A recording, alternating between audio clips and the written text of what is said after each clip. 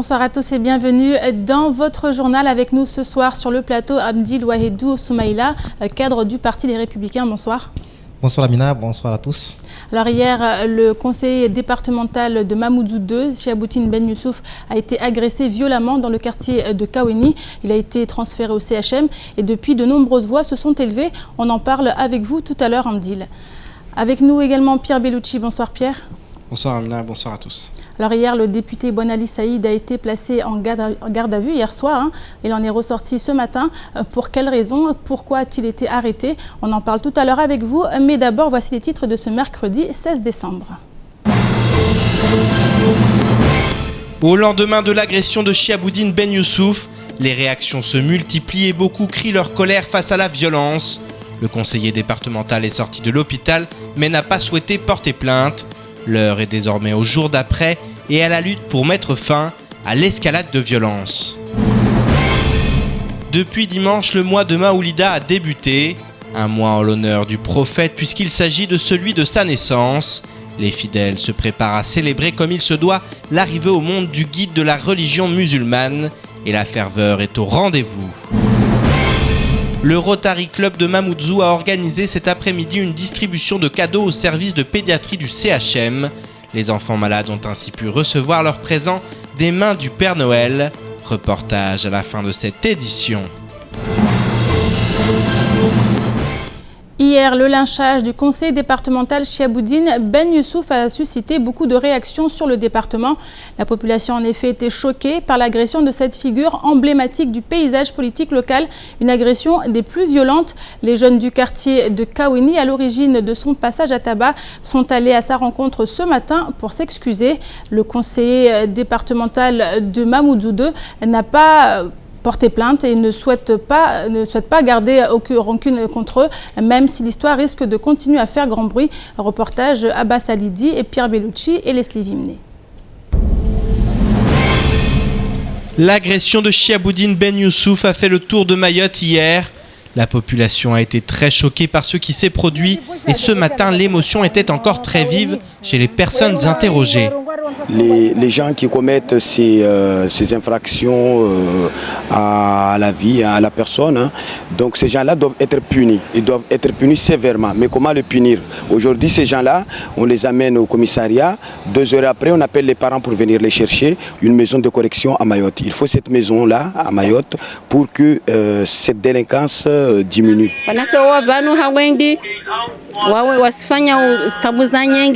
Donc lazima serikali bange swafi wasifanye tungu yangire ideshtia handa ngba lazima waziri wa Joshua wa paredala la wanatsa wanmana wasimenya ensi wana wajeni watsa jofanya faidisha ensi watoria unjia vani buka paro shindana na mtu contraire shehabu de mbabara mjomba rimkubali za hijiri jana zirhodzo mwezi Mungu atwa swami wantu wasifanya mwezi Mungu atwa ungua wabe mwezi Mungu wabe nweta upeulo kawe nordi zoda gola kaweni risikitiha wasirlo nezifamiza tukaweni mtrasona haya na umiaz domo zingwa alane zishari vobe madza insingi harmawara waswa mamaringi harmawara tizo isia de maeli wasujobubula tena vavoyo ya usikitisha mwali. L'un des témoins qui s'est interposé pour défendre le conseiller départemental nous a contacté ce matin afin de nous raconter ce qu'il a vécu. Je suis venu au moment que M. Chiab il avait arrêté sa voiture. C'est le bruit de la voiture qui nous a fait sortir dehors. Et en sortant, j'ai trouvé M. Chiab en plein milieu de la route. Et là, j'ai vu que les jeunes ils étaient agressifs. On a couru pour le sauver. D'un coup, il y avait des jeunes il y avait un qui avait un coup de bâton et 2 qui avaient des cailloux. On a essayé de les calmer et ça passait pas. Et comme ils étaient nombreux, et nous on était que 2. Donc le premier caillou qui a été lancé, et Chiabou il était derrière moi. Ça a été rentré sur moi et le deuxième caillou qui a été relancé, le jeune il a fait le tour derrière nous. C'est là qu'il a eu le temps de lancer le caillou sur la tête de M. Chiabou. Du côté du conseiller départemental, ce matin à sa sortie du commissariat, le discours était positif. Il ne souhaite désormais qu'une chose, avancer main dans la main avec les jeunes du quartier et faire en sorte que ce genre d'actes ne se reproduise plus. L'instruction continue pour l'affaire appelée communément l'affaire Chiab, mais je suis persuadé que ça va se calmer et les gens vont commencer à travailler ensemble dans la confiance. D'ailleurs, j'ai toujours été un allié indéfectible de Kaweni. Dans toutes les différentes élections, Kaweni m'a toujours été porté en tête de tous les autres candidats et ce n'est pas maintenant à cet âge que je vais être contre le village de Kaweni. Il y a eu un incident regrettable que tous les gens de Kaweni ont regretté, moi aussi j'ai regretté, mais là il faut ouvrir une autre page pour qu'ensemble on bâtit la commune et les pays. Les jeunes de l'association Kaweni Espoir et notamment leurs représentants étaient au commissariat ce matin pour s'excuser. Des excuses acceptées par Chiaboudine Ben Youssouf qui ne portera pas plainte pour ne pas accabler ses agresseurs. Pour moi, si les jeunes ils viennent pour qu'ils demandent des excuses, on doit leur donner les excuses, mais quand même il faut qu'on essaye de voir avec eux, que l'État essaie au moins de voir avec les jeunes qu'est-ce qu'on doit faire, quoi. Demander leurs besoins, qu'est-ce qu'ils en ont besoin, qu'est-ce qui les pousse à faire ça, quoi. Et si on peut trouver quelque chose, une solution, tant mieux. De mon côté à moi, je dis que il a bien fait pour les jeunes. Parce que je ne sais pas s'il avait posé plainte, qu'est-ce que ça lui aurait arrivé. Pour qu'on n'arrive pas là, il faut qu'on s'arrange, qu'on trouve un arrangement, c'est tout. Et lui, il est prêt qu'on s'arrange. Il m'a même donné un rendez-vous la semaine prochaine pour qu'on s'arrange.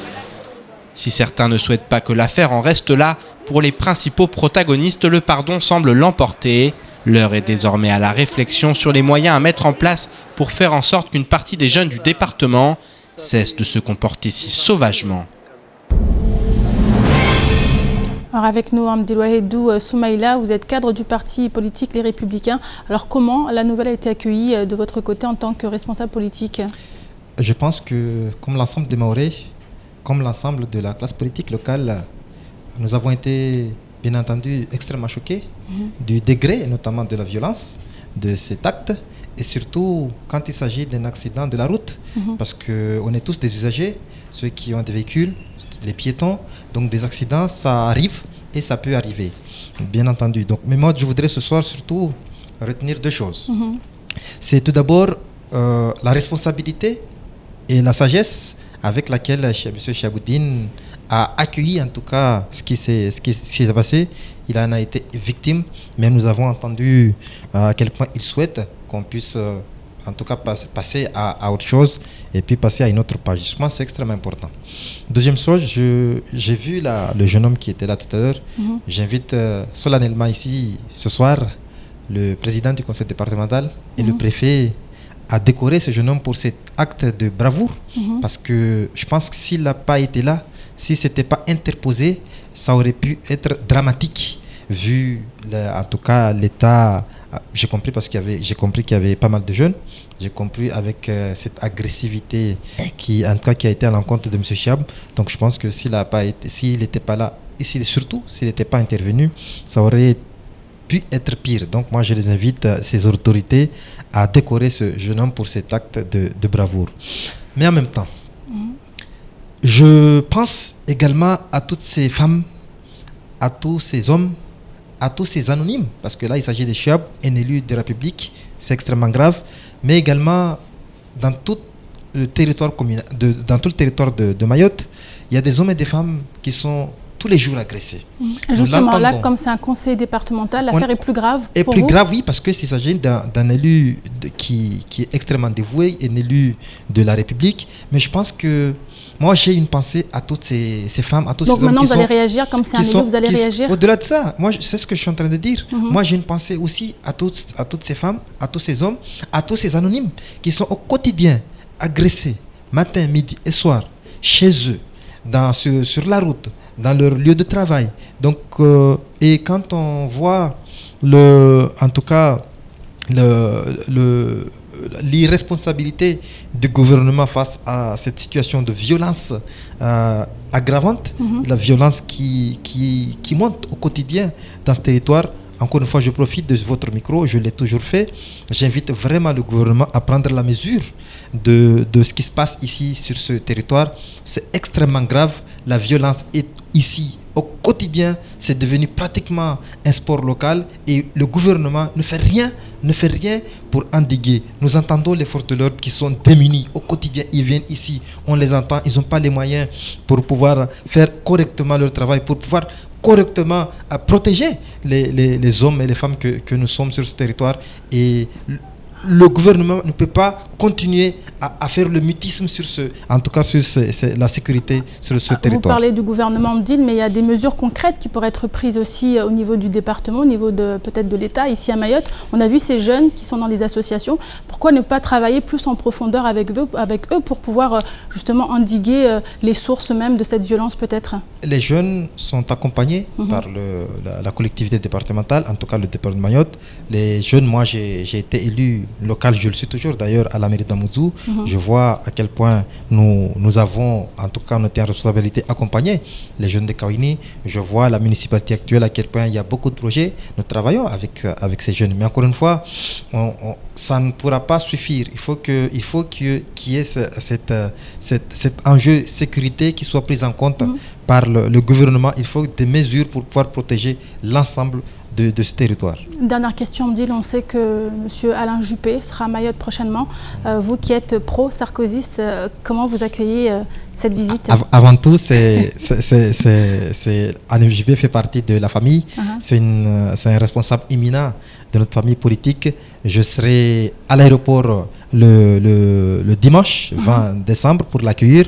J'invite également, je profite de l'occasion pour inviter l'ensemble des Mahorais, pas seulement les Républicains, mais l'ensemble des Mahorais à aller l'accueillir à midi à l'aéroport, parce qu'encore une fois, demain, c'est les Républicains avec leurs alliés du centre qui sont en responsabilité, que ce soit Nicolas Sarkozy, que je soutiens, je ne m'en cache pas, que ce soit Alain Juppé, mais encore une fois, je pense que nous avons besoin ici, et l'occasion nous sera donnée pour en tout cas pour visiter le territoire, pour donner à Alain Juppé les moyens, peut-être demain quand il sera en responsabilité, de voir ce qui se passe ici, de pouvoir apporter les bonnes réponses que les socialistes aujourd'hui n'apportent pas aux Mahorais. Merci beaucoup Amdil pour avoir répondu à nos questions. C'est moi qui vous remercie. Continue. Il y a quelques semaines, des habitants du village de Chikoni étaient montés au créneau. Ces derniers avaient ainsi crié leur colère face à la montée des agressions, des cambriolages et autres ventes d'alcool jugées illégales. Le jour de l'Aïd el-Fitr, une délégation s'était rendue dans les boutiques vendant de l'alcool pour fermer les établissements en ce jour saint. Zalifa, une habitante qui a participé au mouvement, a été convoquée au tribunal pour entrave à la liberté d'activité économique. L'audience devait avoir lieu ce matin au tribunal de Mamoudzou, mais elle a été reportée. De nombreux habitants remontés avaient également fait le déplacement pour soutenir Zalifa. On écoute Mansour Kamardine et Salama Boubacar au micro d'Abbas Alidi. Ah, ils sont remontés, donc là aujourd'hui on n'a pas pu, logistiquement on n'a pas pu satisfaire à leur demande de descendre tous. Mais là, on va se préparer pour le mois d'avril, pour qu'on puisse offrir les moyens à tout le monde de descendre. Ce matin, le dossier a été renvoyé. Moi, je voulais simplement dire à la justice que les revendications qui sont développées et qui sont à l'origine des poursuites ici, ce sont des revendications que je considère que le ministère public devait pouvoir les entendre. Parce que qu'est-ce qu'on vous dit? On refuse à Chikoni la vente d'alcool, notamment à des mineurs, alors que nous savons toutes les difficultés que nous avons ici avec des mineurs qu'on n'arrive plus à contrôler. Et puis deuxièmement, ils ont dénoncé également la prostitution dans le village. Je crois que c'est des sujets de préoccupation majeure, d'intérêt public. Avec nous sur le plateau pour un tout autre sujet, Pierre Bellucci, on l'a vu tout à l'heure, le député Bonali Saïd a été placé hier soir en garde à vue et il en est sorti ce matin. Alors, quelles sont les raisons de cette arrestation ? Alors écoutez, selon nos informations, hier il sortait d'un établissement, d'un bar-restaurant. Voilà, il est sorti, il a pris son véhicule, il a été arrêté alors en excès de vitesse et en état d'ébriété. Donc il a été emmené au poste, il a été emmené au commissariat, il a passé la nuit en cellule de dégrisement et ce matin il était en garde à vue. Il y est resté jusqu'en fin de matinée. Voilà, à 9h30 apparemment il n'était toujours pas entendu. Il était toujours en cellule de dégrisement. Donc voilà les faits. Maintenant, on va voir exactement ce qu'il en est. Alors, il faut quand même noter qu'il y a quelques semaines, il avait été arrêté pour la même raison. Donc d'une récidive. Tout à fait, il s'agit donc d'une récidive, ce qui aggrave un peu le cas. Il risquait déjà une lourde amende. Là, il risque maintenant de la prison avec sursis et surtout un retrait, et peut-être pas surtout, mais en tout cas en plus un retrait de permis. Voilà, donc c'est relativement grave de conduire en état d'ébriété, surtout lorsque l'on est député de la République. Ensuite, voilà, il y a beaucoup de vidéos, beaucoup de photos aussi qui circulent de personnes qui étaient avec lui, notamment une vidéo qui accable le député, puisque voilà, il y a des personnes qui lui demandent mais comment est-ce que vous allez rentrer ? Il y a sa voiture qui est devant, alors on ne voit pas exactement, mais on entend le député qui explique qu'il va prendre sa voiture. Donc les personnes essayent de le raisonner en lui disant vous ne pouvez pas prendre votre voiture dans cet état. Et il dit si, à Mayotte, il n'y a personne de toute façon, donc on ne sait pas exactement ce que ça veut dire. Est-ce qu'il n'y a personne sur la route ? Est-ce qu'il n'y a pas de force de l'ordre. En tout cas, voilà, il a été arrêté. Le fait est qu'il a été arrêté et que maintenant, il risque quand même gros. C'est surtout aussi son image qui risque d'être très écornée par ce qui vient de se passer. Surtout quand on parle de sécurité routière, on a vu en ce moment la campagne de communication qui a lieu en ce moment sur Mayotte. Ça va un petit peu à l'encontre de tout ça. Tout à fait, oui. On le voit, qu'aujourd'hui, un clip était tourné il y a quelques minutes dans le quartier de Kaweni pour la sécurité routière. Donc, effectivement, lorsqu'on est député de la République, la vie privée ne regarde personne. C'est-à-dire que le député a le droit de faire ce qu'il veut. Bien entendu, maintenant, le problème, c'est qu'il était au volant. Et là, ça pose vraiment un véritable problème. Donc, il risque gros. Ce matin, il était au commissariat. Nous étions devant, nous aussi. Il est sorti par derrière, Nadjim, avec son avocat, Nadjima Hamada. Ils sont sortis par derrière. Voilà, donc on ne l'a pas vu, mais en tout cas, pour l'instant, pas de réaction. Il devait être sur notre plateau ce matin aussi, c'est ce qui nous a mis la puce à l'oreille. Finalement, il n'était pas là. Et puis voilà, nous avons appris un peu plus tard dans la matinée ce qu'il en était. Donc nous allons voir ce qui se passe dans les prochaines semaines. Mais en tout cas, il va être convoqué, il va être auditionné par le tribunal correctionnel. Et puis on verra ce qu'il en découle, notamment pour sa carrière politique. Merci beaucoup Pierre pour ces précisions. Et après avoir observé la lune samedi soir, les musulmans du département ont entamé ce dimanche le mois de naissance du prophète Mohammed. Aujourd'hui, nous sommes donc le 4 du mois de Maoulid et aux quatre coins de l'île, les fidèles se préparent avec ferveur à commémorer ce mois saint. Nous sommes partis ce matin à la mosquée de Arwamani de Mamoudzou au moment de la deuxième prière de la journée pour voir quelle était l'ambiance. Reportage Shakila Issouf et Leslie Vimné. À l'heure de la prière, ces fidèles s'empressent de se retrouver à la mosquée Ar-Rahman pour prier collectivement. Ar-Rahman signifie celui dont la miséricorde englobe le musulman et le non-musulman dans le bas monde et celui qui fait miséricorde aux croyants uniquement dans l'au-delà. Comme chaque année, les fidèles de cette mosquée organisent une journée de prière afin d'invoquer Dieu et son prophète Mahomet. Pour ce père de famille qui a une fille née dans le mois de la naissance du prophète, il célèbre non seulement la naissance de son prophète, mais aussi celui de sa fille. Ah non. Kawaka difera le difera ndio siku ile kama mbawai hamwana pale pia wewe maulida yahe na pale pia toka mwedwa pia be maulida leo sifanya mbaya ya unu mwanamsa unu ya zala muza maulida be armwedwa pia soka rangu baba mama nya hele pia uka be ukamba wandu arimisa leo dagoni banu asobo ya mwanamsa unu maana ya zala muza maulida jelti de wai abantu kama na 16 na 17 kama 17 yahe atabojuza na mbiamba papa muza maulida wone ha maana anatama mbakula mwaha wayo soma maulida yahe basi ananiza la kana tijua be ananiza mba papa muzamal daoneha wabati lamba wayu kafier wakati kwa da somo dayahi bon kula mra so feti anniversaire yahe makatolika so feti yao wasir so feti ya tu be kwa mra to déranger umnyahe kula hali. Le prophète est né le 12 Rabi al-Awwal de l'an dit de l'éléphant. L'importance de ce mois n'est plus à prouver pour les musulmans de Mayotte comme du monde entier. Ce mardi 29 décembre 2015, l'imam de la mosquée Effoundi Saïd Sharif, responsable de l'organisation de cette grande fête, souhaite à travers ce reportage inviter les Mahorais au Maolid, mais aussi transmettre un message à l'ensemble de la population.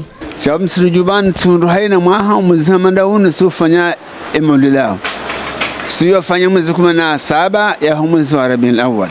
Ezangozo shidare mtume watu nongozima tu de malazia howana. Malazia howana rjole wana ndejo sungar shinde dunga isla sira mtume sallallahu alaihi wasallam. Hokaya batsana usoma abaka nafshinda dunga la tobiyahe kanafshinda dunga la mundu hahe kanafshinda dunga sufazahe. À sa naissance, Mohamed fut confié à Halima Saadia, qui lui servit de nourrice comme le voulait la coutume en Arabie. Sa mère mourut alors qu'il avait à peine 6 ans et il fut alors confié à son grand-père Abdallah Moutalib, puis à son oncle Abou Talib suite à la mort de son aïeux. Mais ce qui unit les Mahorais dans ce mois va au-delà des questions religieuses. C'est avant tout le modèle d'un homme, ou plus exactement, d'un guide pour des millions de fidèles. Eau, vie, environnement, telle est la signification de l'association Eve, créée depuis 1 an maintenant. Celle-ci a organisé ce week-end 2 grandes journées d'action. La première a consisté au ramassage des déchets dans le quartier de Massimoni à Mamoudzou, tandis que la seconde était une journée d'animation avec un concours de danse. Cette première édition en faveur de la protection de l'environnement et des points d'eau a vocation à être réitérée chaque année, et ce en vue d'informer et d'éduquer les familles résidant dans le quartier. Reportage Shakila Issouf et Leslie Vimné. C'est plein de vie et de bonne volonté que ces enfants âgés de 5 à 12 ans ont participé à 2 journées d'action et d'animation organisées par l'association Eve. Et le moins que l'on puisse dire, c'est que les participants se sont bien amusés.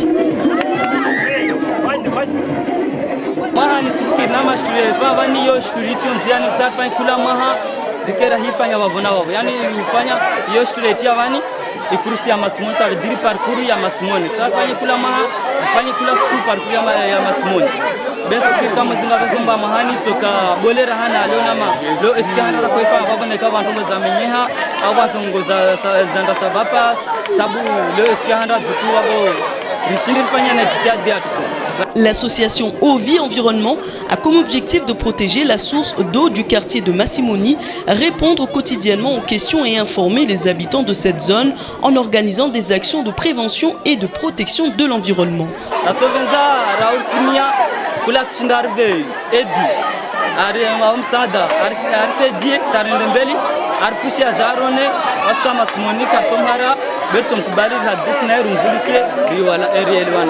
Plus d'une 50aine de participants ont répondu présents pour ces 2 journées d'action très réussites.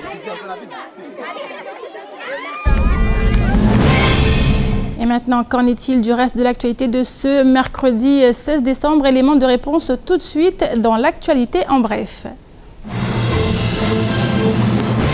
Les taux d'imposition ont donné lieu à la constitution d'une pétition sur Internet pour protester contre les impôts locaux, notamment sur la commune de Ouangani, mais la colère est tout aussi palpable à Chikoni ou Sada. La Chambre régionale des comptes a préconisé une hausse des taux sur les taxes locales afin d'assurer l'équilibre comptable obligatoire, pénalisant ainsi les communes les plus en difficulté. Le résultat est d'autant plus accablant que la taxe foncière et la taxe d'habitation auront été dues à 2 reprises cette année, sans oublier les impôts sur le revenu et autres redevances télé. La situation n'est plus tenable et de l'opposition du conseil municipal de Sada au maire de Dzaoudzi, l'abattoir Saïd Omar Wali. Tous ont déposé des recours devant le tribunal administratif pour faire annuler l'arrêté préfectoral qui crée un impôt confiscatoire. La question de constitutionnalité est posée et s'ajoute à la très longue série d'injustices et d'inégalités qui frappent le territoire. Quant aux services fiscaux, ils ont envoyé hier un communiqué à l'ensemble des contribuables, repoussant l'échéance de règlement de la taxe d'habitation du 15 au 24 décembre. Noël étant la 2e fête la plus appréciée à Mayotte, le cadeau fiscal risque d'être mal reçu. L'entreprise Tana Export, qui est devenue importateur exclusif des litchis malgaches sur le sol mahorais, vient de se faire retirer tous les moyens qu'elle disposait pour installer une situation de monopole à Mayotte. Tous les produits en sa possession lui ont été retirés, ce qui devrait permettre à tous les autres acteurs d'exercer leurs activités normalement et conformément aux règles de la liberté de concurrence. Le prix public annoncé aujourd'hui est largement inférieur à celui proposé il y a quelques jours. La CGPME Mayotte se félicite d'avoir pu lever toutes les zones d'ombre de cette situation, permettant ainsi l'enclenchement du processus de déblocage des conteneurs de litchi des autres importateurs bloqués jusqu'alors à Majinga. Pour éviter la catastrophe économique à tous les importateurs mahorais, la CGPME Mayotte dit avoir assumé et assuré son rôle de médiateur en démêlant tous les nœuds du problème, mettant ainsi fin à la crise. Les litchis malgaches ne rencontrent plus d'entrave à la concurrence et il est désormais libre au consommateur de choisir son point de vente et de se délecter de ce produit tant prisé. L'affaire semble donc close. Le week-end dernier, une femme a été victime d'un vol pour un préjudice de 2600 €. Les policiers de la BAC ont interpellé 1 ou 2 individus avant de les placer en garde à vue. Or, lundi soir, un homme est entré au commissariat torse nu et armé d'un bâton clouté. Menaçant, il a alors ordonné aux fonctionnaires en faction de relâcher ses potes qui étaient encore au frigo. Bien évidemment, le garçon a été gentiment accueilli et contraint de prendre la poudre d'escampette, les policiers ayant dans ce genre de situation un humour très limité. En effet, se faire menacer à la maison par un gaillard équipé d'un slip et d'une matraque n'est jamais très plaisant, surtout lorsque la maison en question est le symbole de l'ordre public. L'aboyeur s'est donc fait serrer sur le pas de l'hôtel de police où les fonctionnaires lui ont gentiment offert le gîte et le couvert en compagnie de ses compères. En attendant, au-delà du surréalisme de la scène, il convient de retenir que les forces de l'ordre sont de plus en plus la cible des délinquants qui se plaisent à démontrer qu'ils n'ont peur ni de l'ordre ni de l'uniforme. Pour les enfants de Mayotte, comme d'ailleurs, Noël est un moment magique. Alors à cette occasion, les membres du Rotary ont organisé cet après-midi de 14h30 à 17h une distribution de cadeaux au service pédiatrie du CHM. De quoi redonner le sourire aux petits malades qui, pour certains, ont pu rencontrer le Père Noël pour la première fois. Nous étions sur place pour partager ces moments de joie. Reportage Abbas Alidi et Pierre Bellucci. Le Père Noël était à Mayotte cet après-midi afin de distribuer des cadeaux aux enfants du service pédiatrie au CHM. Une action qui a lieu depuis plusieurs années et qui tient beaucoup à cœur aux membres du Rotary Club de Mamoudzou. Cette action elle est très importante, elle fait partie d'une des actions phares du Rotary à Mamoudzou, du Rotary Club de Mamoudzou. Tous les ans, on vient à l'hôpital pour donner des cadeaux du Père Noël. Bon, c'est des dons qui viennent de tous les membres. Voilà, donc c'est une action pérenne qu'on a l'habitude de faire tous les ans. Voilà. Du côté du Père Noël, ce moment de partage avec les enfants est un pur bonheur. Les sourires sur les visages sont en effet le plus beau cadeau qu'il est possible de recevoir en retour. Oui, c'est que du bonheur de voir ces petits, de voir leur sourire. Dès qu'ils voient le Père Noël, ils ont le cadeau. C'est du bonheur, que du bonheur. Les parents ont eux aussi été ravis de voir leurs enfants avec un cadeau dans les mains. L'hôpital est un lieu cauchemardesque, notamment lorsque l'on y amène son enfant. Mais son action a su redonner du baume au cœur à chacun. J'amène mon fils ici, il s'appelle Liam, c'est celui-là, le petit bout de chou qui est là. Là. Voilà, il s'appelle Liam. Il s'appelle Liam. Tu es content d'avoir les cadeaux, Liam? Il s'appelle Liam. Cadeau. Il a donné. Plus des photos. Je suis content pour que mon fils il a eu un cadeau, qui est un Père Noël. C'est la première fois déjà, mais je suis vraiment content.